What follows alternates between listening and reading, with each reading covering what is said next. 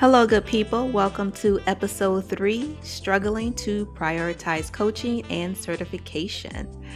I am Coach Pam, and you are listening to Coaching Simplified, where we take the complexities of coaching and break them down into easy to apply strategies. I'm Coach Pam, and if you're tuning in today, it's because you're ready to get real about balancing your coaching practice and certification goals. And so let's be honest, it can feel like you're walking a tightrope between client sessions, studying for certification, managing a 9 to 5, and still trying to maintain some kind of personal life. Burnout is real and can creep up on you if you continue adding things to your plate. But don't worry, today we're going to explore some practical ways to align your priorities so that you can manage coaching, getting your certification, and obtaining personal aspirations without feeling overwhelmed. So let's get right into this. So, first things first, we're going to be talking about time management. Now, how are you currently managing your time? You may be giving me a blank stare right now. Time management is one of the biggest challenges we all face. Truth is, you can add more hours to your day, but you can control how you manage those hours. One of my go to strategies is time blocking. What's great about this method is that it lets me dedicate specific time for client sessions, if I need to be studying or preparing for something, or even personal downtime. You can focus on one thing at a time instead of feeling like an octopus with arms moving in different directions. When I started time blocking my weeks, I found that I have more mental energy because I wasn't constantly switching between tasks. It gives me an opportunity to get more things done and be more intentional about the things that I'm working on. So, why don't you give it a try? Choose 2 or 3 tasks that you are working on, block out time on your calendar to get them done, and see how it helps you to get more organized with your things that you have going on. So, now let's talk about prioritization. How are you prioritizing? Not all tasks are created equal. Some of them will have a bigger impact on your progress.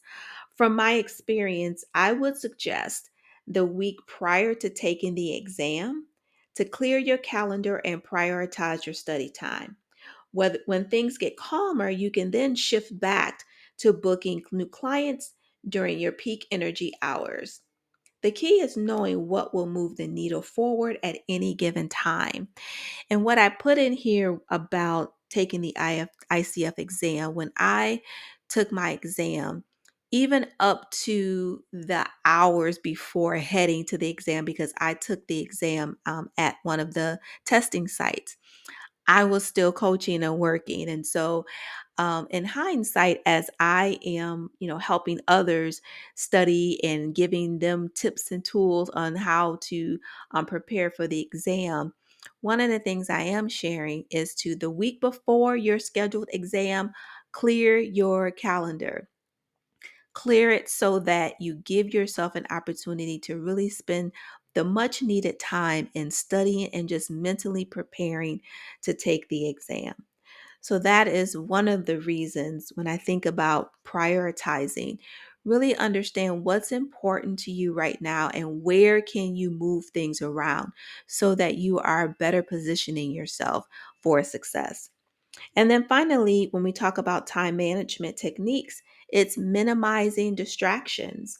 That's easier said than done, I know.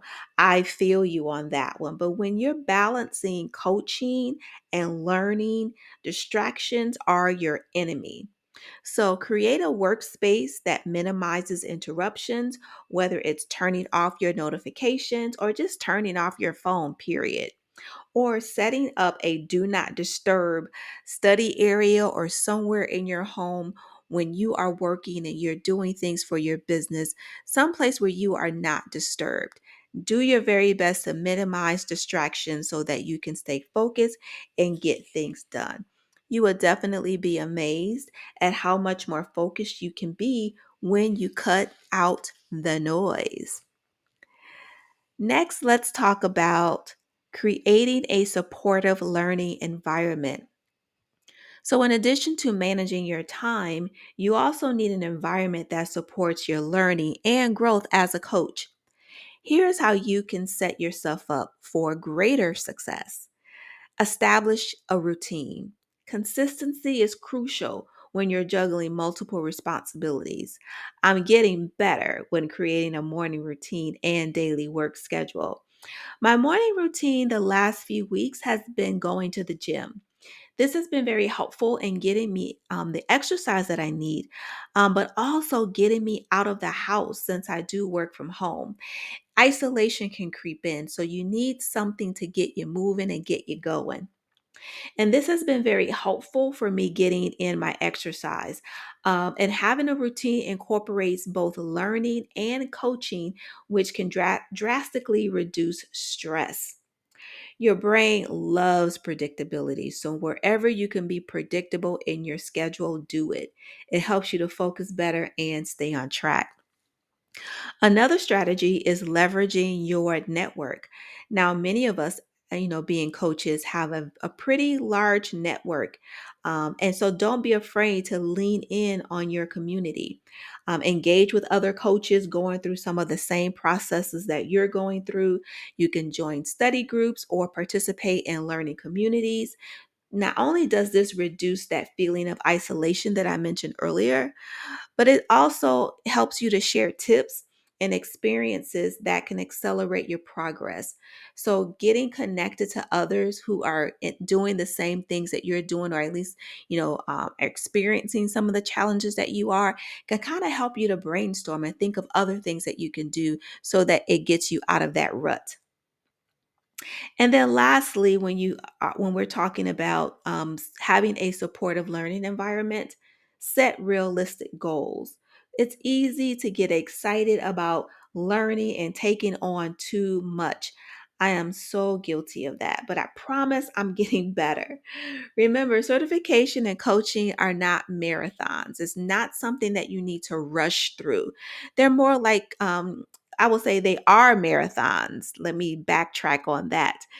They are marathons, they're not sprints. So make sure that you are taking your time, giving yourself grace where you need to, being kind to yourself, taking time out to care for yourself as you're going through this thing. Sometimes we have these goals and we want things to be done right away.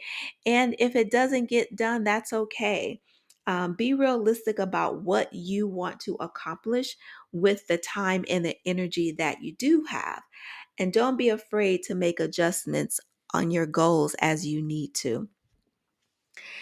And then let's lean into integrating your learning into your coaching practice. So, lastly, we'll talk about this as being one of my favorite strategies when I am integrating my learning into my coaching practice. So, you don't need to separate your learning and your coaching. It's not either or. It's learning and. In fact, applying what you learn as you go and as you're learning it can be one of the most powerful ways to reinforce the new knowledge. So, whenever you are learning a new concept or a technique during your certification study, or even if you're reading a book or learning from other resources, apply it to your next coaching session. This helps you to internalize the material, and your clients benefit from fresh approaches of insights that you may have. Plus, it keeps the learning process practical and relevant. On top of that, you should always be seeking feedback. Ask your clients for feedback on how coaching is evolving for them. What new things are they noticing? What more could you be doing to support them? This will help you to reflect on your progress and perhaps identify some areas for continuous improvement. And trust me, having, feedback is a gold mine for personal and professional growth. and reflect on your progress. Take time to take an opportunity to really see what are you learning. Take a moment to reflect on what you've learned and how it's showing up in your coaching practice. Reflection helps you to see the big picture and motivates you to keep pushing forward. So, here we are. Balancing learning and coaching can be a challenge, and it's also an opportunity for growth, both simultaneously in both areas. So, whether you're learning and coaching, you can do them together when the right strategies like time blocking, setting realistic goals, and you're integrating your learning as you go in your practice. I have found that when I am learning something new, and that's where the mentor coaching can come in, because having a mentor coach can really help you to see some of your blind spots, and then you can go and practice those things, in your coaching sessions and begin to see the transformation take place.